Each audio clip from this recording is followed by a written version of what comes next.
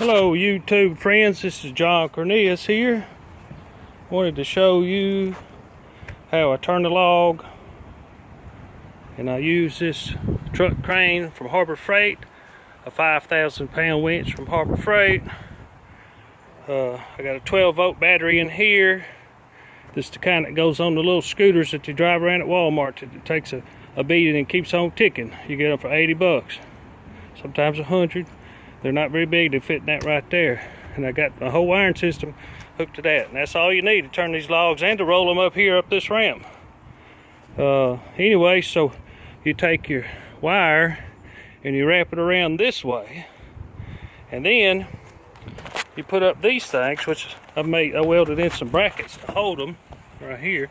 And then on there, I've got these pieces of angle iron onto these steel shafts.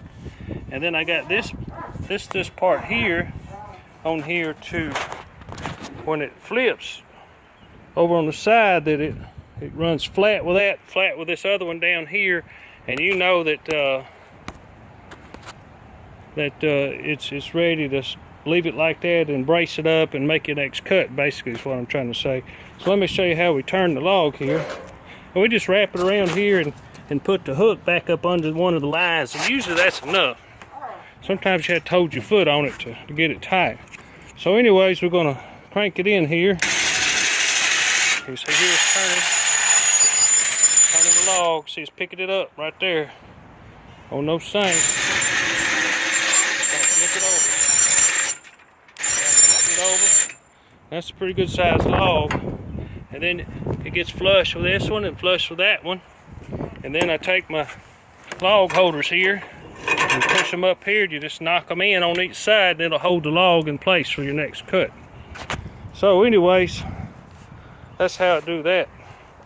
That's how you turn the log on the sawmill.